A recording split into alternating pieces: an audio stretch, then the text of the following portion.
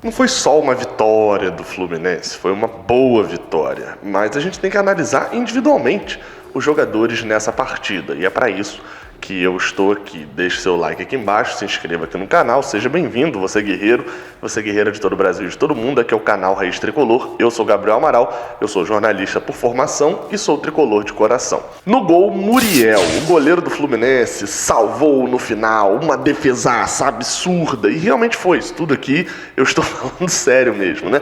Mas a gente não pode esquecer de tudo que acontece com o Muriel. É uma partida boa, dá confiança para ele, só que a gente não pode esquecer que o último jogo a gente toma um gol por causa dele. Mas na análise dessa partida, um jogador extremamente importante, apesar de eu ver uma falhazinha ali na saída dele, naquele lance aos 42 do segundo tempo, ele depois faz uma defesaça, mas a defesaça é originada por um erro dele.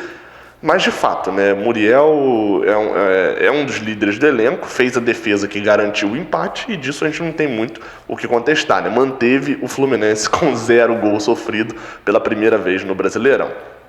Na lateral direita a gente tem Lucas Calegari, o lateral direito que todos pediam, lateral direito jovem, 18 anos, fazendo sua estreia no time profissional na posição de lateral direito como num jogo oficial, né? Ele já tinha jogado lá como lateral versus Botafogo num amistoso e, para mim, muito bem. É óbvio que vocês sempre têm que entender que quando eu falo bem, muito muito mal, tem bases de comparação, né? O Calegari foi muito bem comparado a um jogador que poderia sentir. Ele entrou num jogo dificílimo, né? Ele entra num jogo em que a gente vai enfrentar o Atlético Paranaense na Arena da Baixada, que é um dos adversários tradicionalmente mais difíceis no Campeonato Brasileiro, né, fora de casa, e faz um jogo de gente grande. Um jogo que, obviamente, quando você olha o mapa de calor e você olha o estilo dele mesmo, ele é volante, né? Vamos sempre lembrar disso. O Calegari, ele além de lateral direito, ele é volante, então ele vai tender a ter um desempenho mais defensivo. E para mim, defensivamente, muito bem. Ofensivamente, quase não apareceu, mas talvez fosse esse o objetivo mesmo. Calegari não é um lateral que vai chegar na linha de fundo toda hora, não é esse estilo dele. E lá atrás, mesmo sabendo que o Atlético Paranaense tem muita força pelas pontas, o Fluminense sofreu pouco. E isso já é um mérito para um garoto que estava fazendo sua estreia como profissional. Para mim, não existe nenhum argumento hoje que justifique a saída de Calegari do time titular para terça-feira. Passando para a zaga, Lucas Claro e Digão, indo poupado. Bem, Digão com erros tradicionais, que acaba cometendo umas 2 ou 3 saídas de bola em que ele erra o passe, mas com uma confiança, né? Assim, fez uma partida exatamente igual a que ele vinha fazendo anteriormente, antes de ter a lesão.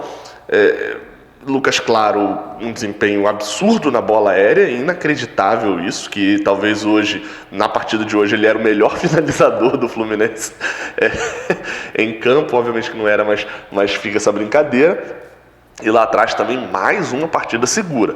Tá na hora da gente realmente começar a olhar um pouco mais de carinho para Lucas Claro, porque querendo ou não é a 5ª rodada do Brasileirão e foram 5 partidas em que a pior atuação dele talvez tenha sido nota 5, acho que eu dei aqui no canal.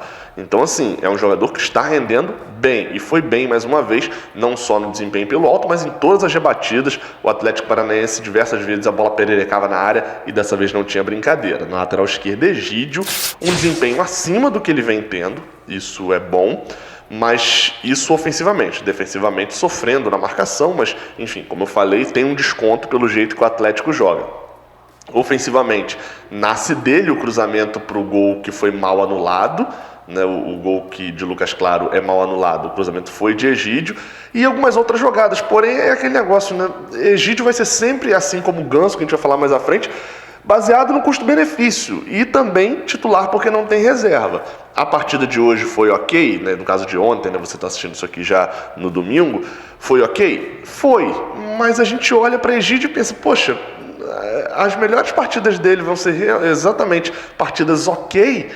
Esse é meu medo para o futuro. Para hoje, rendeu. Isso sem contar o fato da gente hoje não ter um reserva que inspire confiança. Passando para o meio de campo, a gente começa com uma surpresa para mim, Yuri. Não uma surpresa na escalação, porque de fato ele é o jogador que é o reserva imediato de Hudson, mas pela atuação. Depois de fazer uma atuação muito ruim contra o Red Bull, em que ele distribuiu botinadas, a gente viu o pior lado de Yuri, que são os erros na saída de bola e os erros de passe, aliás, os erros de passe, né, na saída de bola e a quantidade absurda de faltas. Dessa vez a gente viu a melhor face dele, um jogador que não precisou bater para fazer desarme e destruir jogadas e que pisou muito na área, fazendo inclusive a jogada do gol, né? A assistência do gol contra é uma assistência dele.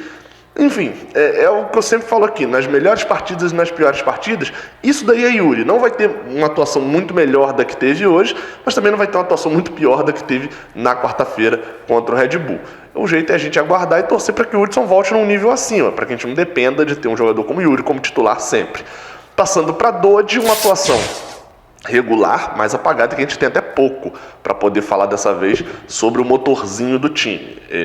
Já se tornou comum, assim como o caso de Lucas Claro, a gente elogiar Dodge aqui no final e já não terão nem mais tantos lances para ficar destacando, porque teve esse lance assim, teve aquele lance assado, etc. Não, muito bem mais uma vez, é o jogador que faz a transição e hoje foi muito mais importante, na verdade, nem nessa transição, foi muito mais importante na destruição de jogadas na entrada da área do Fluminense com esse sistema que o Odair implementou para esta partida. Chegando ao meio-campo mais ofensivo, Paulo Henrique e Ganso. E se eu falei de Yuri, imagino que eu vou falar de Ganso sobre mudança da água para o vinho em relação à quarta-feira e hoje. A partida de quarta-feira dele foi tenebrosa, a análise está lá.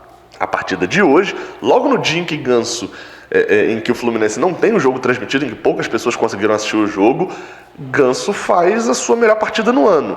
Gabriel, então ele foi sinistro, tá pedindo o quê? Seleção brasileira para ele? Não era difícil fazer a melhor partida do ano dessa vez. Ganso foi muito bem, acelerou o jogo diversas vezes, enfim, perdeu a bola porque tentava fazer uma jogada diferenciada, mas acertando vários passos, sendo um jogador que a gente espera dele? Não, ainda abaixo disso, mas sendo um jogador que fazendo pelo menos o mínimo que a gente espera. Tanto no primeiro quanto no segundo tempo, segurando a bola, dando passes, não errando passes, a bola bate no pé dele e continua com o Fluminense na maioria das vezes, e quando perde a bola é numa tentativa de jogada diferente. Por isso, uma boa atuação de Paulo Henrique Ganso. O Ganso que jogou hoje é titular do Fluminense. O Ganso que jogou hoje. O problema é que o Ganso que jogou hoje não jogava há muito tempo. Então ele precisa ter sequência, tanto uma sequência de jogos em que ele possa atuar mais vezes, mas principalmente uma sequência dessa atuação de hoje. Fazer várias desse tipo de atuação em sequência para poder recuperar o status de titular. Na terça-feira, contra o Figueirense, eu não sei se já valeria uma titularidade dele ou se ele fez o suficiente para já ser o titular do Fluminense, para ter confiança de que ele vai repetir a atuação de hoje.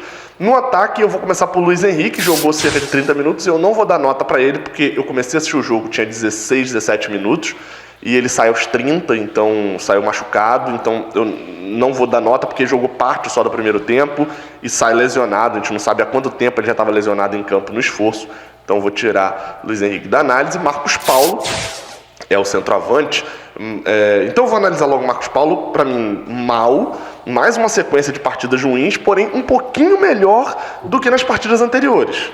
E aí, enfim, né, o que eu sempre falo, base de comparação.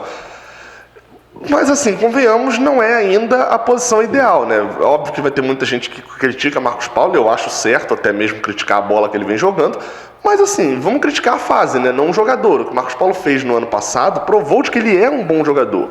Ninguém joga 4 meses muito bons, salvando um time do rebaixamento, e depois apaga o futebol por completo, até o que ele jogou no início desse ano também. Então tá numa fase ruim, tem que ir pro banco para ser recuperado, isso é fato. Quanto mais ele joga, mais a má fase vai entrando e o psicológico vai se abalando. Mas é fato, no jogo contra o Atlético Paranaense ele erra a finalização de dentro da grande área, que fatalmente ele faria o gol, porque estava de frente para o goleiro, perdendo jogadas de bolas bobas mais uma vez. E o outro, para mim, o melhor em campo, Michel Araújo. Mais uma grande partida do meio-campista, volante, atacante do Fluminense, em que ele, mais uma vez, ele faz um gol e é anulado. Que azar absurdo de Michel Araújo. Mas me dá tranquilidade ter um jogador como ele pela ponta direita, solucionando o problema que só existia na cabeça de Odair Helman de não ter nenhum ponta melhor do que Nenê.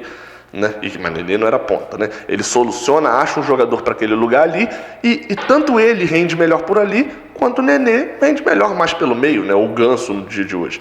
Não é à toa que o Fluminense, pós-jogo contra o Internacional, jogou melhor, mesmo tendo ganhado o Inter, ganhado hoje e jogado bem até contra o Red Bull, a não ser no final do jogo, quando vem as substituições, enfim. A gente pode falar mais disso no podcast. Eu normalmente falo disso no podcast, o link tá aqui na descrição, já saiu o podcast, vai lá ouvir. E que agora eu vou falar dos que entraram, né? Bem, quem entra no segundo tempo, na verdade entra no primeiro, né? Começando por Wellington Silva. Faz 2 jogadas estilo Wellington Silva, né, de arrancada e de velocidade. Ele faria o gol, estava chegando dentro da pequena área, acho que lembrando o gol que ele faz contra o Rezende, se eu não me engano. Se o Aguilar não bota a bola para gente para fazer o gol contra, ele entraria na pequena área ali, ele estava ali para escorar para o gol.